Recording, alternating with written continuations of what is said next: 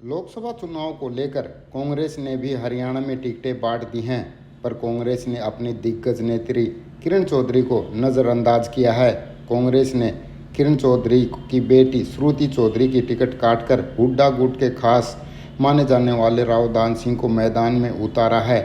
ऐसे में राजनीति के मंजे हुए खिलाड़ी माने जाने वाले व 2 बार से भिवानी से विधायक रह चुके चौधरी धर्मवीर सिंह, जो इस बार तीसरी बार भी बीजेपी की टिकट पर मैदान में हैं। ऐसे में धर्मवीर सिंह ने अपनी चाणक्य नीति से कांग्रेस की गुटबाजी पर सियासी बाण चलाए हैं। उनका कहना कि राव दान सिंह अपनी महेंद्रगढ़ विधानसभा तक सीमित रहेंगे।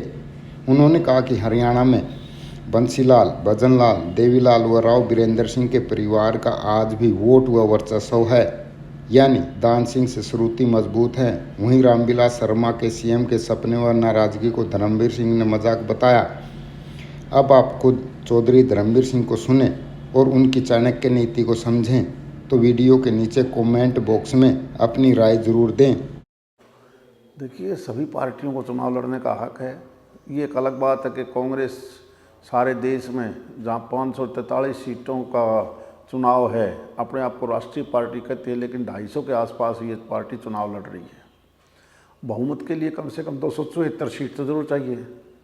और ऐसे हालात में ये मिली जुली सरकार की पार्टी की जो ये बात करते हैं कि हम सारे मिलके भारतीय जनता पार्टी को टक्कर देंगे, सारा देश केवल विकसित भारत देखना चाहता है। मुझे नहीं लगता कि पिछली बार इनकी 52 या 51 सीट थी, उतना आंकड़ा भी ये सारे देश में टच कर पाएगी कांग्रेस पार्टी। तो हरियाणा में क्या ऐसे देखते जो 8 सीटें आई? देखिए, हरियाणा का चुनाव भी जब आखिरी नतीजा आएगा, आज कोई कुछ रहेगा, हमारा मुकाबला केवल एक सीट पर रहेगा, रोहतक पर। बाकी किसी सीट पर मुझे मुकाबला नज़र नहीं आता। फिर बात करें भिवानी की, राव दान सिंह आए हैं, तो उनसे कितना मुकाबला मानते हैं? ऐसा है, हम 99 में मुझे याद है जब हमने लोकसभा लड़ा, हम कांग्रेस में थे।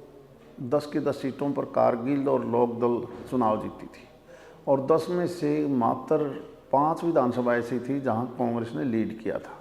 उनमें 2 हिंदू सीट थी, तोशाम और महेंद्रगढ़, और 3 मेवात की सीट थी। और ये 2 सीटें भी इसलिए थी, बाकी 85 सीटों पर भारतीय जनता पार्टी और लोकदल का एक तरफा चुनाव था। आखिरकार हमने भी ये सोचा था कि हम अपनी तोशाम को कैसे बचाएंगे। इस चुनाव में भी दान सिंह जो चुनाव लड़ रहा है उसका फोकस यही रहेगा कि मेरी महेंद्रगढ़ विधानसभा बची रहे। चुनाव तो वो लड़ेगा, लेकिन चुनाव में आखिरकार वो केवल उसका फोकस महेंद्रगढ़ विधानसभा से ही को बरकरार रखना है। वो चुनाव में इतना ज़्यादा सीरियस नहीं रहेगा। जब चुनाव का रिजल्ट आएगा तो मैं मानता हूँ 444 जो पिछली बार की लीड थी उससे कहीं ज़्यादा ये लीड भारतीय जनता पार्टी को मिलेगी। जेजेपी के राव बहादुर सिंह भी हैं, उनको कहाँ मानते हैं, कितना मुकाबला दे पाएंगे? हर पार्टी चुनाव लड़ रही है, उनके हर एक के वोट आएंगे। बीएसपी भी लड़ रही है, जेजेपी भी लड़ रही है। तो जो भी पार्टी चुनाव लड़ रही हैं, कहीं ना कहीं चुनाव लड़ने वाला आदमी यूँ थोड़ा बैठता है कि मुझे एक भी वोट नहीं मिलेगा। वो तो जनता जब रिजल्ट आएगा, जब पता लगेगा किसको कितना वोट मिला है। श्रुति चौधरी को टिकट मिलनी थी सर, उनकी कहीं ना कहीं टिकट कट गई, तो क्या मानते हैं अगर राव दान सिंह की जगह श्रुति चौधरी मैदान में आती तो आपको मुकाबला देती बंसीलाल परिवार के नाते? पुराना परिवार है बंसीलाल परिवार।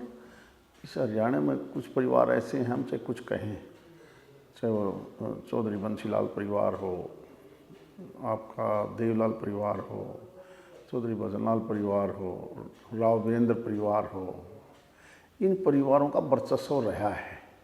और एक समय में हरियाणा को नंबर 1 पर लाने का भी, क्योंकि जब नया नया हरियाणा बना तो बंसीलाल को ज़्यादा सरे गया। तो हम किसी को ये नहीं कह सकते भाई इनका वोट बैंक कम है।